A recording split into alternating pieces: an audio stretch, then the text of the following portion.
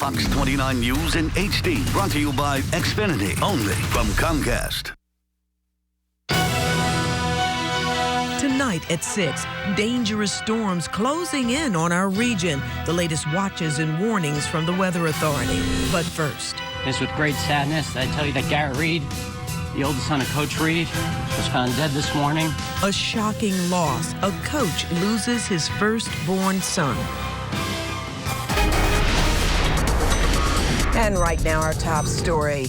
A coach, a family, a team in mourning. Andy Reid's eldest son found dead inside a dorm room at Eagles training camp at Lehigh University. 29-year-old Garrett Reid, who has battled drug addiction and had run-ins with the law in the past, was at camp assisting his father and coaching staff. Fox 29's Omari Fleming has more now from Bethlehem. I've watched Andy, try so hard with his family over the years.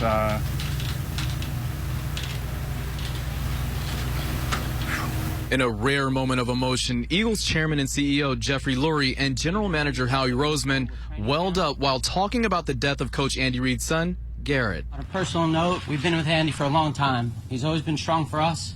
We're going to be strong for him right now. As a father and a friend, we're all hurting. Reid's 29-year-old son was found dead in his room at Lehigh University's Sayre Park dorms. Police blocked off the dorm after getting a 911 call around 7:20 Sunday morning to come to Garrett's room. Attempts were made to revive the individual. They were unsuccessful. There were no suspicious activities. Garrett had a history of drug problems. He even served prison time for a 2007 crash while driving under the influence. After leading the team in an on-field prayer, Lurie talked about Reid's strength despite his son's death. Losing a son is unimaginable. Losing a child is unimaginable, the pain. Yet he is rock solid. Reid's personal family troubles are part of the reason why the coach says he took a chance on quarterback Michael Vick after he went to prison on dogfighting charges. After practice where Vick threw the ball with a very heavy heart, he shared his love and support for the coach who gave him a second chance. He's been a rock for us and a big teddy bear for us, so we're going to lead on him and we're going to be there for him and we're going to stay strong for him. Our Fox 29 Omari Fleming reporting there. A number of Eagles players took to Twitter to offer their condolences to the coach and his family. Fox 29's Colleen Wolfe here live in the newsroom with what they're saying. Colleen. Well, clearly some tough news for the team to take. Andy Reid's players spoke out today, giving their love and support. This team really loves him, and when this thing happened, we were hurting with him, and he was there with me personally when my dad passed last year, first one to call me, and I just want to let him know that I love him and this team loves him. It's a very tough time for us, but like they've been saying, we've been putting the Reid family in our prayers. Just like Coach has supported us, we continue to support him. Condolences poured in from all across the sports world, even from athletes who are no longer in Philly. Former Flyer James Van Riemsdyk wrote, "Thoughts and prayers go out to Coach Reid and his family." And Shane Victorino just got traded last week, but he took a moment to lend his support. He tweeted, "My thoughts and prayers go out to Coach Reid and his family." Coming up, we'll have more from Lehigh. Tom Stredenchek talks to Marcus Hayes of the Daily News. Joyce. All right, thank you, Colleen. And the news of Garrett Reid's death has led to an outpouring of support from Eagles fans all over. Fox 29, Chris O'Connell live now in South Philadelphia with that part of the story. Chris. Yeah, Joyce, with the exception of a few cars, very quiet here at the Eagles NovaCare complex. Here in South Philadelphia tonight, the outpouring of support, the reaction from the shocking news of Garrett Reid's death shocking the Philadelphia sports community. It had appeared that Garrett Reid had rebounded from earlier drug problems that sent him to prison. Eagles fans hearing the news had the same reaction. Bad for the family, Just felt really bad for him and his family. Garrett was a frequent guest with his dad on his radio show at Chicky and Pete's in South Philly, where Eagles fans were at a loss for words. And when everybody loses a son, that's a tragic loss. I have 2 kids of my own, and that'd be heartbreaking for me. So my heart goes out to Andy Reid and his family. Still no word how the 29-year-old died, but for anyone with children, it doesn't matter. It's so sad because you can never, I don't know how you can go on, you know, after burying a child. I mean, I think it's terrible. Now, Andy Reid will be away from the team at least for a few days, but we understand he will be back with the Eagles before their first preseason game on Thursday night at Lincoln Financial Field against the Pittsburgh Steelers. We're live at the NovaCare Complex in South Philadelphia. Chris O'Connell, Fox 29 News. Chris, thank you so much. And our Facebook page has been flooded with comments about Garrett Reid's passing. Terry wrote, quote, "So sad for the Reid family. As a parent, you should never have to bury a child."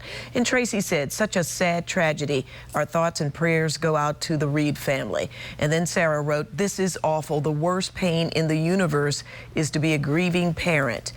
Prayers for strength and peace in the up and coming month." And you can still leave your thoughts by going to our page, myfoxphilly.com, or Fox 29's Facebook page. We have more on the death of Garrett Reid at myfoxphilly.com. Just click on the story on our homepage. Now to our other big story of the night. Right now, Fox 29 Weather Authority following severe storms heading right our way.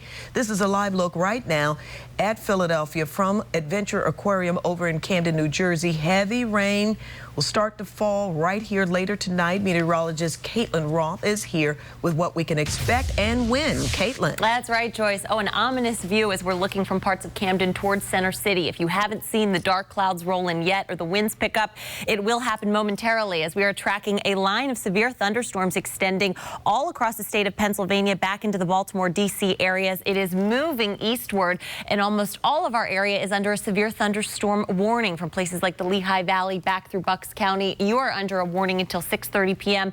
as this line slices through your area. So very heavy rain up in the Easton Bethlehem area right now. That's also where we're seeing, as you can tell by that purple shading and those flashing white lines, the most lightning. Otherwise, it's just heavy rain cutting into central Bucks, as well as some damaging winds. We have had wind reports over 50 miles an hour in Berks County, so back behind the storm in Reading, where it's already passed. That line does extend eastward. If you're along the Delaware River or if you're in Doylestown, Warrington, Horsham, you guys are all next with this line of storms as it blows through. Further down into Montgomery County, places like King of Prussia, Conshohocken, you will see it slice through, and then Center City within the next 30 to 45 minutes. Now, the line kind of extending back to the southwest as you head down towards portions of eastern Maryland. That will cut into Wilmington, northern Delaware, and eventually into Salem and Cumberland counties in New Jersey within the next 30 minutes. Rain, lots of lightning on the southern flank of this system too, and the damaging wind reports that have come on by. And as we go to the maps, there is a severe thunderstorm watch across much of the area until 9 p.m. If you've already seen the storms past, mainly places like the Poconos back through Berks and Lancaster counties, it's just rain. Once the worst of it's gone by, the severe threat will diminish, but that is extended through 9 p.m. and it does include South Jersey and much of northern Delaware. So some real strong storms rumbling through, but that's because it was such a hot day. Temperatures in the mid-90s. Those severe thunderstorms will continue for the next couple of hours, and then we'll clear out with temperatures in the 70s. Joyce? Thank you, Caitlin. And you can get weather updates anytime you want on your smartphone. Just download the Fox 29 app with live Doppler radar. Head to myfoxphilly.com and click on the mobile icon to learn more. Stores have reopened after a fire at the Gallery Mall in Center City. It started early this morning in the dollar store. Crews hosed down the place before anybody could get hurt. Right now, investigators are working to figure out what sparked that fire. So far, no damage estimate has been released. There are a lot of questions tonight about a shooting involving police officers in North Philadelphia. Happened early this morning on the 2400 block of North 5th Street. Police apparently shot a man. He's being treated at the hospital. We're working to learn more about the circumstances leading up to that shooting. And Philadelphia police are looking for the shooter who wounded a man overnight in North Philadelphia. Police say somebody opened fire here at 23rd and Diamond just before midnight. An 18-year-old man was shot in the chest. Two men drove him to Temple University Hospital, where he is now in extremely critical condition. Police need your help tonight to find a missing teenager from Camden. This is 15-year-old Jessenia Santiago. She was last seen leaving her home yesterday morning on Merrimack Street. If you have seen her, please give police a call. A man went on a deadly shooting rampage at a temple in Milwaukee. Next, what police think may have led to the gunfire that left 7 people, including the shooter, dead. Plus, groups take aim at America's biggest hotel chains. Why they want hotels to get the porno out of their guest rooms. Get Fox 29 breaking news alerts anytime. Text 46373 or sign up at myfoxphilly.com.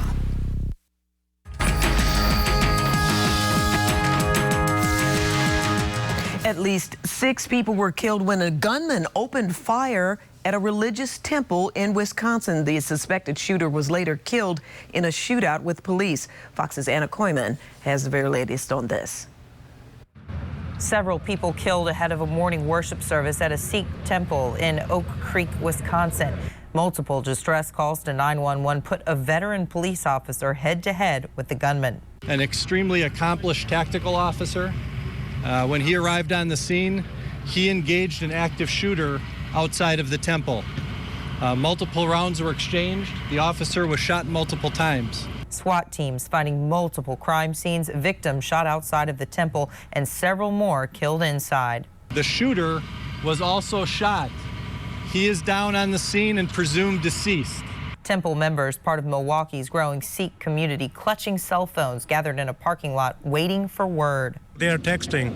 We are getting some text messages. It's totally agonizing, It's sad to hear, the people that those guys, deceased, It's kind of heartbreaking, It's like just heart sank down, This should never happen, nobody, As multiple local agencies and the FBI continue to scour the building for clues, a SWAT team bringing uninjured people out of the temple.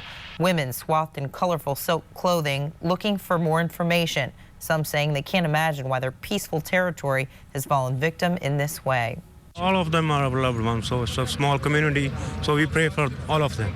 Milwaukee County Police and local authorities on alert, putting officers at other Sikh temples, and NYPD increasing security around New York's Sikh worship centers as well. Meanwhile, President Obama has been made aware of the shooting. In New York, Anna Koyman, Fox News. Alleged Tucson shooter Jarrett Lee Loeffner is set to plead guilty to an Arizona judge on Tuesday. That judge will decide whether Loeffner is competent to accept the plea. He's suspected of opening fire on a gathering attended by former Congresswoman Gabby Giffords and her constituents. 6 people were killed. Giffords suffered a near-fatal shot in her head. A 66-year-old man is suspected of shooting his wife of 45 years inside an Ohio intensive care unit. Police say John Wise entered the hospital last night to visit his wife after she was admitted a few days earlier with a life-threatening condition. Then police say he shot her. She survived. He's been charged with attempted murder. No word yet on a motive. Oklahoma residents who were forced to leave their homes because of raging wildfires are being allowed to return tonight. Rain and cooler temperatures have been helping crews fight the fires there. So far, flames have burned almost 91 square miles, destroying several homes. We got stuff that we got to maybe try to sift through and see if we can find anything that was left over, but there's not a whole lot for them to do. What's next here? What are you going to do? I don't know. I'm praying. I'm leaving it to God. He has everything in control. Well, thankfully, no serious injuries have been reported. No word yet on what sparked that fire. We're now just hours away from a possible new milestone in our nation's history of space exploration. At about 1:30 tomorrow morning, NASA's most high-tech interplanetary rover is set to touch down on the surface of Mars. If all goes well, as planned, the Curiosity rover may show us if Mars actually contains the basic ingredients for life. President Obama is taking the Election Day battleground state of Ohio to court. The president's campaign is suing Ohio over new rules for early voting designed to benefit members of the military. President Obama says the extra hours should be available to all voters. GOP rival Mitt Romney says the president is targeting military members. Well, both President Obama and Republican challenger Mitt Romney have ideas for fixing our economy. Problem is, their approaches couldn't be farther apart. From creating jobs to extending tax cuts, both Romney and Obama have plans. But how realistic is it for either plan to first pass Congress and then fix our economy? Financial expert Elliot Miller is tackling both candidates' plans tonight for what they will do and how they will do it. Thanks for coming in tonight, Elliot. Good to see you again, Joyce. All right, well, first, July's jobs report. Camp Obama says, well, it's better than June's. More people are working, but Camp Romney says it's not nearly enough and he could do much better. Well, they're both right. It was a very mixed report, 163,000 jobs created, which is much better than was projected and much better than the previous 3 months. However, it doesn't really start to get good till you hit about 200,000 a month jobs created. So they're both right. I'd give it a B-, C+, something like that. Okay, so let's look at the tax plan that President Obama's camp is pushing out there. What do you see? Well, you know, he's going to, his plan is to roll back the Bush tax cuts, or let them expire, for those earning $250,000 or more in adjusted gross income. He would also let dividend rates go up, as well as capital gain rates.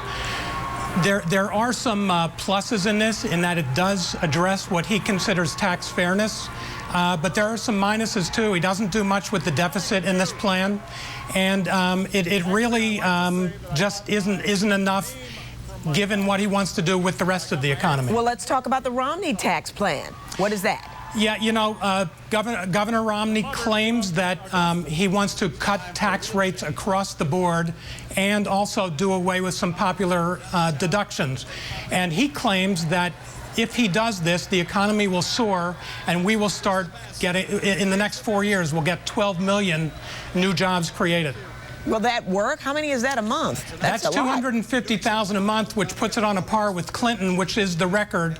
Nobody knows, and really, the rates under Clinton went up, so we're not really sure that this is more than a just theory. So what's wrong with this plan overall? Will it reduce the deficit? It won't. Neither plan reduces the deficit, which is going to be a big problem if we don't get to it. It doesn't reduce the deficit, and an independent tax study group claims that, yes, taxes will drop for the upper income people, but they won't go down for the lower income. They'll actually be paid for by the lower income people. So how do voters know how to support, and which one, if there are going to be benefits and flaws in both plans? I mean, it seems even if you vote for the one that impacts you the most, you still stand to lose something. It seems like a lose-lose. You know, first of all, it seems that way because, again, all the advertising is negative. The other thing is, in our lifetime, I don't think we've seen a more different viewpoints in terms of the role of government. The Democrats and Obama believe that government is a force that can help. The Republicans, led by Governor Romney, believe that it's a hindrance. So that's part of what's going on here, and that's part of what the tax plans are all about. It's a very difficult situation, and, you know, there are pluses and minuses with both, but if we don't do something about the deficit anytime soon, and neither addresses it, there's going to be a problem. Oh, boy. Okay, Elliot Miller, we'll talk more about it. Thanks so much for joining us tonight. We'll see you. Thanks for having me again, Joyce. I appreciate it. All righty. Thank you. An airline's promotion was trying to show some love to frequent flyers, but many passengers say they're not feeling the love. They're angry instead. We're going to tell you how a glitch messed up their travel plans big time. Plus, a new treatment to help people suffering from allergies, the procedure that patients say that they're breathing a lot easier about. You could know the weather weeks, even months from today. Now you can with Weather Trends 360 from your Weather Authority, exclusively on Fox 29, on air, online, on your phone.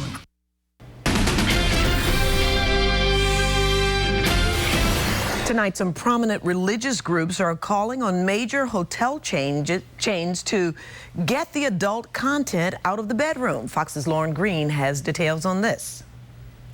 In a jointly authored letter, Christian and Muslim scholars are calling on Hilton, Hyatt, Marriott, Choice, and Starwood hotels to ban adult entertainment in rooms as a commitment to human dignity and the common good.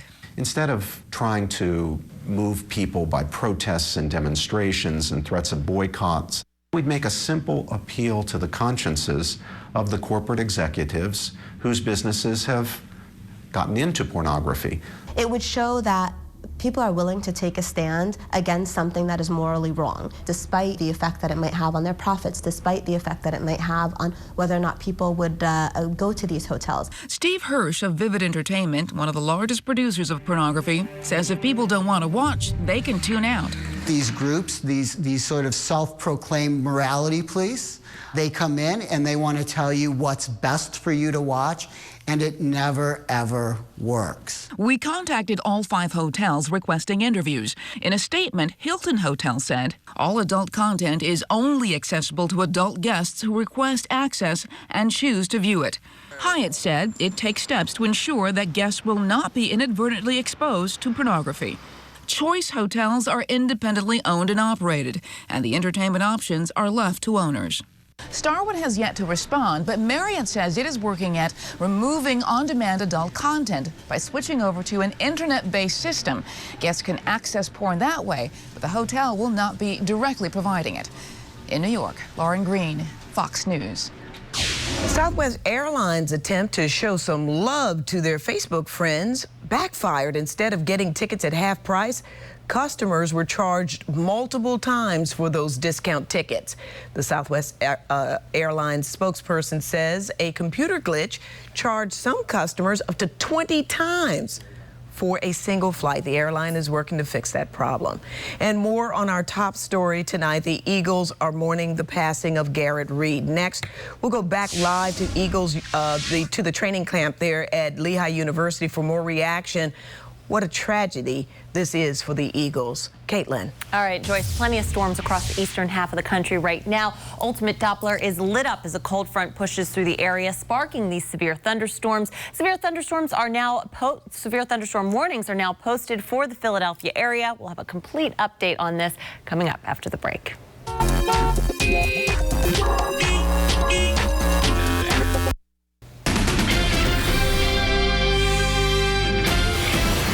We continue our coverage tonight of the death of Coach Andy Reid's eldest son. Garrett Reid was found this morning inside his room at Eagles training camp at Lehigh University. Now, somebody made a 911 call just before 7:30. Police say he was dead by the time they got there. No official cause of death has been released. Police say they saw no evidence of any suspicious activities. Joining us now is Fox 29 Sports Director Tom Shredenchek. We have Tom, and he is live at Lehigh University. Good evening, Tom. It's a tough time for everybody associated with the Reids and the Eagles, right? The entire family, Joyce, and Eagles fans today applauded this football team coming off. They know what a tough time this football team is going through. Chairman and CEO Jeffrey Lurie, among the few people to talk to Andy today, said the pain of losing a child is unimaginable, but he also said that Andy Reid is a rock-solid man who is, believe it or not, very excited still about this football team and what lies ahead. I'm joined by Philadelphia Daily News columnist Marcus Hayes. Marcus, Jeffrey did not commit to a specific date that Andy would be back with the team. They have a walkthrough here Wednesday and then a game Thursday night at home with Pittsburgh. Jeffrey did not rule out the possibility that Andy could coach that game Thursday night. Are you surprised? Well, I'm not surprised necessarily that Andy kind of wants to get back in the saddle. I don't know that it's appropriate from our standpoint, but everybody grieves differently. My understanding is the services for Garrett will be Tuesday. I expect Andy certainly to be here on Wednesday for the walkthrough and on the sidelines Thursday night. Marcus, it has been a rather dull camp from a football perspective. Everything has gone so well right now. The no excuses approach. As good as this team has been, can this be even more of a galvanizing force for this football team as they come together for Andy? You know, I don't know that this will have an effect on the field or even in the locker room. This was a pretty close team coming into this camp. This is a team that was galvanized by failure on the field last year. I don't know that it needed this or needs anything to be further galvanized. Though the effect that this has for Reid with some players and maybe in the city may be something that, you know, it's tragic, but it may be a positive thing for him going forward. Marcus, I started the segment by acknowledging the fans who were here today that applauded this team after Jeffrey Lurie addressed them. Does Andy Reid kind of get a mulligan going forward, or maybe fans not as harsh? Maybe the Monday quarterbacks lay off a little bit and say, this guy is going through a personal tragedy that we cannot even begin to understand. There have been maybe 2 times in his tenure here where he has been lauded as opposed to ridiculed. From the time that he got here, drafted Donovan McNabb, started Doug Peterson. This may heal some of those wounds between him and the fans and him, because there's very seldom an opportunity to be empathetic or sympathetic toward Andy Reid. This is the worst thing that can happen to a parent. This is one of the worst things that can happen to a human being, is to bury a child. I think now Andy becomes even more human, and let's be honest, he's been a little bit more human the last 6 or 7 months. So maybe this, again, this is terrible, but it may help him take a step closer toward humanity and closer toward sort of becoming the kind of person that we kind of want to interact with and the fans want to see. Joyce, we leave you with this thought. Jeffrey Lurie, the Eagles chairman and CEO, said life throws you curveballs, as Marcus alluded to. He expects Andy to hit that curveball out of the ballpark. We're live with Marcus Hayes of the Daily News. Tom Shredencheck, Fox 29 News. All right, thank you, Tom, so much tonight. People connected to football are tweeting about Garrett Reid's death. NFL Commissioner Roger Goodell said, "Our thoughts and prayers are with Andy, Tammy, and their family. We will support them and the Eagles in any way that we can through this difficult time." Eagles legend Harold Carmichael, still in the front office of the Eagles, tweeted, quote, "Our hearts are deeply saddened. Coach, you and your family will be in my family's prayers." And people continue to leave comments about Reid's death on our Facebook page. Kevin wrote, quote, "Sad news. God bless the Reid family and the Eagles organization during this tough time." Tom wrote, quote, "Please God grant the Reid family the strength to cope with this terrible day." And Mary Ann wrote, "God bless the Reid family. No one should have to bury a child. I will keep them in my prayers." And you can share your condolences for the Reid family on our Facebook page. Just click on the Facebook icon on our website, myfoxphilly.com. We also have more coverage on the death of Garrett Reid. Just click on the story on our homepage. Well, tonight, water's being turned back on for dozens of houses affected by a big water main break. It happened at Frankfort Avenue and East Pike Street in Philadelphia's Port Richmond neighborhood. Officials say a 12-inch main broke, leaving 85 homes without water. Crews worked all day to fix it. No word yet on what caused that break. Now, this is the 4th water main break to hit the city in just 2 weeks. Last Sunday, a water main broke in South Philadelphia. That was followed by another break in Northeast Philadelphia. Then on Friday, another water main broke, that one in Kensington. The water department says they have a plan in place to fix all those aging pipes. A bombshell report about alleged sex abuse in the Boy Scouts. The LA Times has reviewed nearly 1,200 files from the national organization, files that until now had been kept private. The investigation found that more than 125 cases across the country in which alleged child molesters continued to abuse in the Boy Scouts. The predators, they say, were apparently able to jump from troop to troop because of clerical errors and lying about their personal information. More on that to come. In the nation's capital today, breastfeeding mothers held a nurse-in, hoping to raise awareness that breastfeeding in public is legal. Fox's John Henrahan reports on this. Sing and play for you. The entertainment was definitely geared for a younger audience. In fact, many on the West Front lawn of the U.S. Capitol were babies brought there by their parents so they could be openly nursed by their mothers. I totally support breastfeeding, and I think it's really important that women feel comfortable breastfeeding in public. It's nature's way of feeding your baby if you can. Organizers and participants agree with the U.S. Surgeon General that breastfeeding is generally healthier than formula feeding. In 2012, most breastfeeding women do not expect to be harassed in public.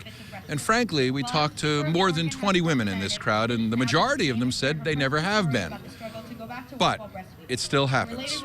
Jamie Smedstad moved to Virginia Beach from Hawaii only a few days ago and says she was discreetly nursing on a bench in a Virginia Walmart. And a few people just walked by like they wanted to say something, and they just shook their heads and they were just disgusted and turned their kids away and walked past. And I never felt so uncomfortable. It happened to Lindsay Silver in a hospital waiting room in Baltimore. And a nun actually came up to me and told me that I was being completely disrespectful and that I should cover up or leave, to which a security guard came over to my defense and said, "You cannot tell her to do that," which was good. But the nun stood there for another few minutes watching me to make sure that I wasn't doing anything wrong. Some among the demonstrators want legislation making it a crime to harass a nursing mother. I think they're overreacting. Deborah Schmidt is a tourist visiting Washington from Houston. I was a mother who breastfed, and I didn't have any issue. Nobody bugged you in public? Nobody bugged me. Nope. I didn't expose my breasts in public, but nobody gave me any aggravation. None. So it goes in Washington, where it's hard to find unanimity on any issue. John Henrahan, Fox 5 News. A new procedure is helping allergy sufferers breathe a little easier. It's only a handful of hospitals. It's in only a handful of hospitals. Next, we're going to show you how it works and why it's changing patients' lives. And people are making a sweet withdrawal from a new ATM.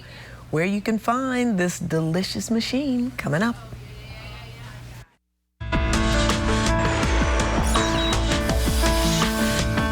Summer break is a time for kids to relax and unwind, but all that time hanging out may be too much of a good thing. With only a month or so left until many schools start up again, doctors say children should be reading or doing math games to keep their minds sharp. That will make their transition back to the classroom easier in the fall. A breakthrough procedure done at only a handful of hospitals is helping people with asthma breathe a lot easier. Fox's Tom Johnson, I should say, reports it's helping them reclaim their lives. And here's one man's story. Richard Volk's asthma was as debilitating as it gets. It controlled his life. He could not work or do much of anything else. It ruined my life. I had no life. I had no social life. I had no business life. I had no life at all.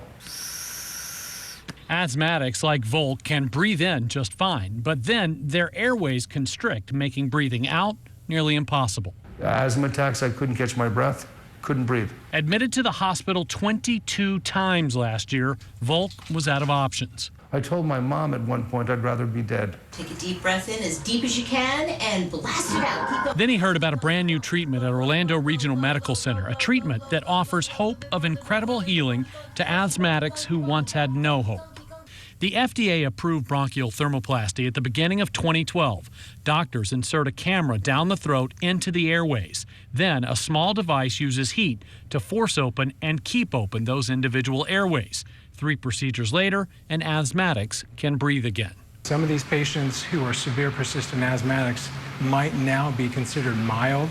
Some of them has never had an asthma attack since. Volk is one of those. He says bronchial thermoplasty gave him back his life. I'm like, oh my God, I'm not wheezing. I've got more energy. People told me I had color again. This is a procedure that you can't walk and now you can walk. You can't run and now you're running marathons. You know, you're not working and now you're working. That's amazing. ORMC is one of only a handful of U.S. hospitals doing bronchial thermoplasty. Richard Volk is just the second patient in Florida to breathe easy because of it. Tom Johnson. I feel like a human being again. Fox News. Well, people are lining up to make a withdrawal from an ATM, but it's not money they're after. Up next, where you can find the delicious new machine that has people's stomachs just growling all over the place. Caitlin, I can hear yours already. Oh, yeah. I haven't had a chance to eat yet. We've been tracking these storms all afternoon, Joyce, and right on time, they're moving into the city. This is your 10-minute warning, so head inside right now. Severe thunderstorms approaching the Philadelphia area and suburban New Jersey. I will have a full update on the rest of your evening forecast after the break. Summer weather means severe weather, and Fox 29 Weather Authority's main goal is to make sure you're informed and warned, keeping you safe when it matters the most. Follow Fox 29 Philly on Twitter. Anytime, anywhere. We want to hear from you. Join the conversation now. Well, a new type of ATM doesn't spit out cash at all. No, instead, something sweeter. This machine is in Chicago. It offers customers a variety of cupcakes. You just need to swipe your debit card. There's already one of these ATMs in Beverly Hills, of course. Shouldn't that be ACM for automatic cupcake machine? Yeah, instead of ATM, spits out a cupcake. Oh, I don't know though about that. I kind of want them fresh. Well, I don't know what the sky's spitting out yet, but it didn't look good. Oh yeah, it looks very ominous. We've been getting a lot of our viewer pictures coming in. Here's one from Adventure Aquarium looking into Center City as the storm bears down on the area. Lots of good photos. Thank you all for sending them in. Here's that storm about to push through the Philadelphia metro. Severe thunderstorm warnings are posted for Philadelphia County, as well as much of suburban New Jersey. So here is that squall line picking up speed as it pushed across the state of Pennsylvania earlier today, right along I-95, slicing into parts of New Jersey. The worst of the storm is that narrow band of red, some very heavy rain, lightning, although that has decreased dramatically over the past 30 minutes. Back behind it, you see just some regular old rain across portions of the Lehigh Valley. So once the nastiest part of that storm moves through, it'll be just rain for the rest of the night, and the severe weather threat will diminish. But let's zoom in on to the Lehigh Valley. We had reports of fans up at the Pocono Raceway struck by lightning. You got to be very, very careful. We've had numerous stories about lightning strikes over the past couple of weeks. Now, I did say that some of the lightning strikes have decreased over the past 30 minutes, but still there is lightning being flagged as this pushes northeast of Palmyra, New Jersey, into northern and central sections of Jersey. And then the worst of the storm starting to move into central and lower Bucks, Doylestown. You were just in it. It's pushing towards New Hope and then over into Lambertville, just along the Delaware River. Here's a heavier portion of the cell right on the turnpike where it hit 611 in the Willow Grove, Horsham Township area. You're in the worst of the storm right now. That's also going to push east into Lower Bucks, Langhorne, before moving into Jersey, Levittown. All you guys are next on the list. Further off towards our south, this is the Manayunk area. We had some good photos of the storm rolling in through there. That's moving eastward now into Center City, Philadelphia, and pushing into places like Belmar, Glassboro, so into Gloucester and Camden counties next. Severe thunderstorm warnings will be in effect there until 7:30. A wide view before we go to maps shows this is the cold front coming on through, and back behind it, it will just be rain for the rest of tonight. Now, the severe thunderstorm watch is still in effect until 9. It has been extended to cover southern New Jersey, including Atlantic, Ocean, Cape May counties. That's until 9 p.m. It does include the beaches. Where that line is already passed, you guys are in the clear. Berks County up through the Poconos. Also, where that line has passed, temperatures have fallen into the low 70s, so that brings some relief from the heat, where we hit 96 here in Philly today, 95, but that's about to drop pretty quickly here as that storm moves by. All right, Fox Futurecast showing storms around through about 8, 9, 10 p.m., and then the heavier rain is only in South Jersey through 10, 11 p.m. Showers will linger much of tonight. Heavier batch of showers down at our beaches during the overnight hours, and by tomorrow morning, it's just cloudy. Rain lingers down the shore basically all day tomorrow. The rest of us will slowly clear out Monday afternoon into this evening. So severe thunderstorms for the next couple of hours from Philadelphia into Jersey. Heavy rain associated with these storms and some clearing after midnight. Temperatures in the 70s. Tomorrow, it's better. We start off with clouds. We gradually become sunny from north to south, turning less humid. 87 for the high. We'll give that an 8. It's looking good, and we get a break from the storms for at least a couple days here. It'll be a lot less humid. Temperatures in the 80s before those storm chances do increase Wednesday. All right. Thank you, Caitlin. You're welcome, and Colleen Wolfe is standing by with more from Lehigh on Garrett Reed's death and more sports.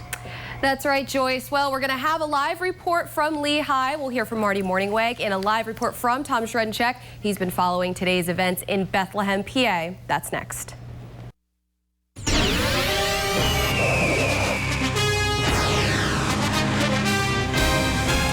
Heavy hearts at Eagles training camp today. Players gathered on the field this morning for team prayer after learning Andy Reid's 29-year-old son, Garrett, passed away.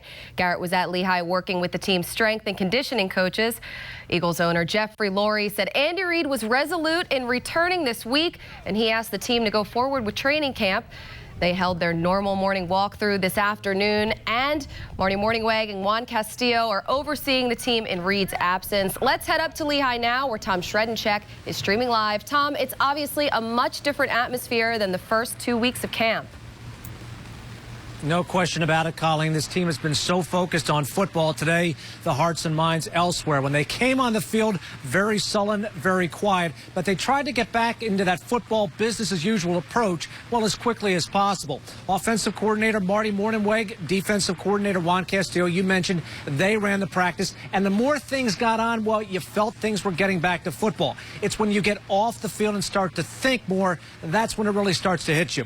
As you mentioned, Marty Mornhinweg, running the team offensively, talked afterwards about his coach, his friend, and his mentor.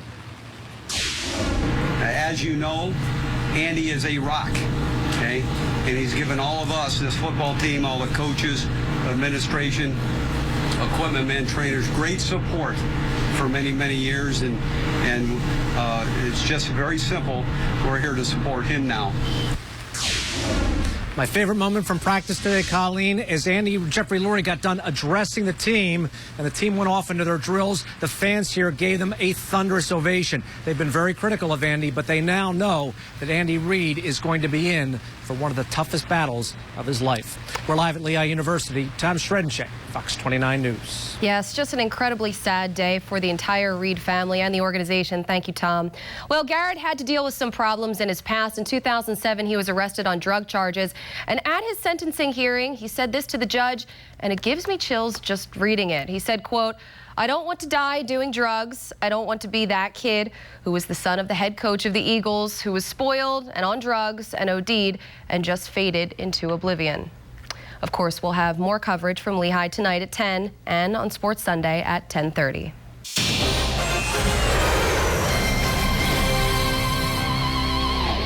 Phillies playing the D-backs in the series rubber match. Arizona up 3-0 with Eric Kratz at the plate. Trevor Cahill throws a wild one. John Mayberry Jr. scores, and the Phils get on the board. This was a productive at-bat here. Kratz still at the plate, and he drills one to deep left field, an RBI double, and the Phils keep chipping away 3-2. A lot of home runs in this game. Cliff Lee gave up 3 to the D-backs, but Chase Utley added this one for the Phils.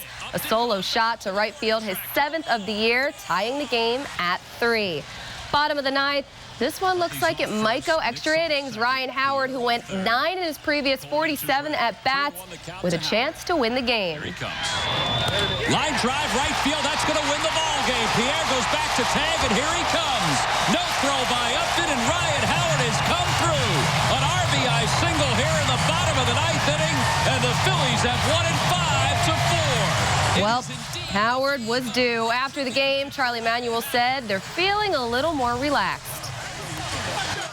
I'm sure that you look at it that way. Let's just go out and play and see how many games we can win, and see if we can climb back in something.